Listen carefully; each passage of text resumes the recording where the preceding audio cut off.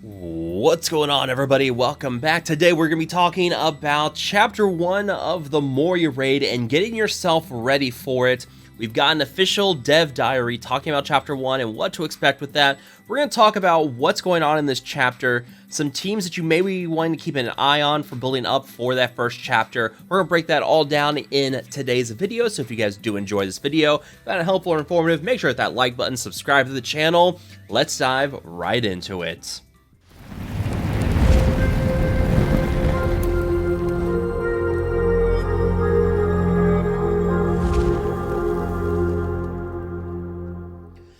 So if you want to go check out this dev diary for yourself, I'll be putting a link to it down below. It's about 7 minutes long, and it covers different parts of what we're going to expect with the Moria Raid, talking about how Gandalf's going to be the unlock for the Moria Raid. We already knew that, and we had seen this screenshot before in an earlier raid post talking about what this raid is going to be like. And this was thrown in there, and I remember there's a lot of panic because, especially of this units allowed thing here, where it shows Halbrand, Wolfwind, Pippin, and then two of the goblins here that I still don't know the names for. But people were concerned about this because they figured that these were going to be the only units we could use within this chapter, and that was going to be an issue where those are not exactly the best characters to be thrown together for this chapter. And as it turns out, there is no character restrictions in terms of what you're going to be able to use within chapters. You can use anybody on your roster. There's no faction restrictions like what we've seen with the Crate Dragon Raid and Galaxy of Heroes. Nothing like that. So it's basically based on what you've got in your roster. Whatever you have in your roster, go for it. And that's where we're going to be talking about some different characters you may be wanting to keep an eye on for this. My first thing of advice for this is do not start if you're especially like if you're free to play, you're trying to be scarce with your resources, hold off. Let the whales, let the krakens figure out what's going to be the best teams to use for this chapter, and then go all out on those teams. That's where you want to be going for, because especially if you're free to play, you don't have a lot of resources. So it's not going to feel great to throw those resources into a team and then find out that, you know, that team's not going to perform very well. We're also getting the 4 chapters over 4 months. So the 4th chapter is going to be in October. So there's plenty of time between the chapters to build these teams up. So if you want to work on one team for the raid and it turns out that team's not great for a certain chapter, that's going to be okay. They're probably going to be okay in another one. Like, for instance, I'm not too confident on the chances of Road to Rivendell inside of this chapter, just based on what the mechanics we've seen here. I don't think they're gonna work too well, and which is a shame. But you know, one of the chapters has been confirmed we'd be fighting the Balrog. It's gonna be a single target fight, and that's something I'm more keen on using Road to Rivendell for. So this chapter, what's going to be happening is you're going to be facing waves of orcs. They say endless waves of orcs. And from what I can gather, it's basically going to be an endurance test where you go as long as you can inside of this chapter or inside of this battle and get the most points. And the main way to get points here is by killing orcs, more than one orc on the same turn. But the real key is going to be having the orc bomber kill the enemy or kill his ally orcs. That is going to be the tricky part, and we actually get a little bit of a preview of the orc bomber. It's going to be this character right here, and what they've said within the dev diary is that you're going to see him prime his explosive, and then you have a turn to get rid of the orc bomber. Now, there are still some questions about how this mechanic is going to work. Like, how much damage is that bomber going to do to his own allies? Is it a guaranteed kill? Is it something where he does like a percentage of the health to his enemy, to his allies when you kill him? So the thing is, right now we don't really know. So there's 2 different options and teams you will want to build for this. Number 1, if it's a guaranteed kill on orc allies, a single target, like a heavy single target team, it's probably going to be something you want to go for. Like, for instance, Elro here is going to be a really good option for most players because of what he's going to bring to the team here. You've got Eladin, you've got Elro here, and you're going to use that Elven Vengeance that's going to deal a lot of damage to a single target, ignoring armor. This is the one kind of thing you're really looking for here. Legolas is another example of this. Both Elrohir and Legolas have those abilities that hit really, really hard. Legolas, you're going to need Gimli for, and you're going to, unless you're free to play, or unless you're spending money on the game, you're going to have Legolas and Gimli at lower stars. Elrohir, in my opinion, Elrohir is going to be a little bit easier to gear up. It's easier to farm his stars. The star change where 5, 6, and 7 stars are going to be getting some massive stat boost. That is probably going to be going live at the same time as the Moria Raid. And I'm basically just farming Elrohir shards as hard as I can. I should have him up to 7 stars within the next week or two, just in time for the Moria Raid to go live.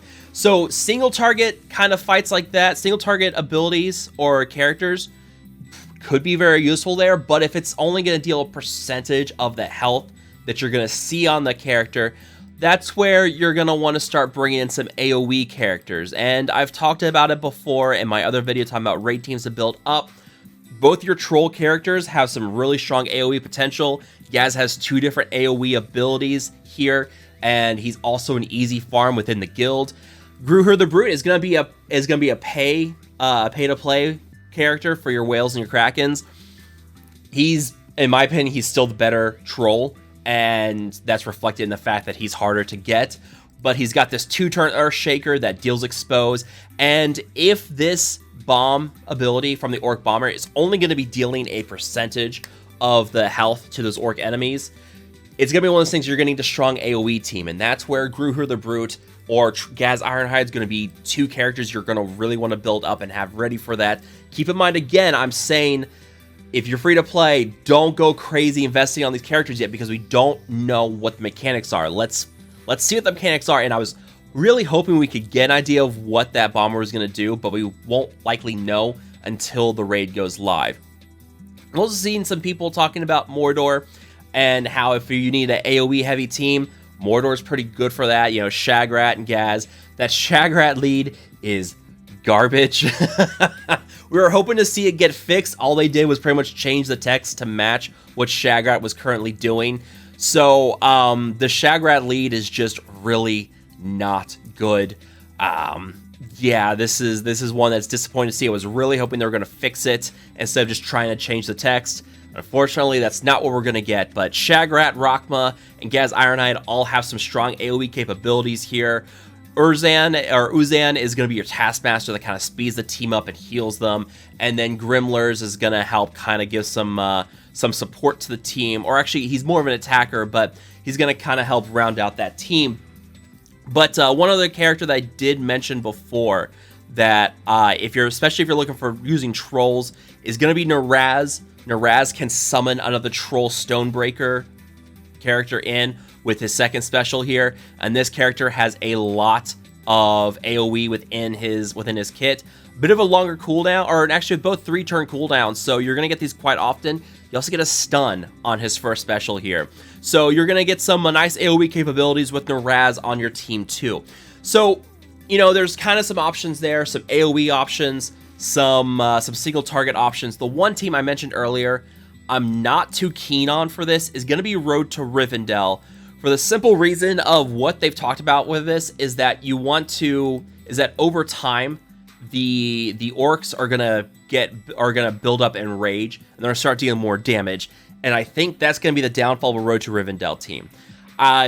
Don't get me wrong, I think they're gonna be great for other chapters out there, like I said before, the Balrog fight.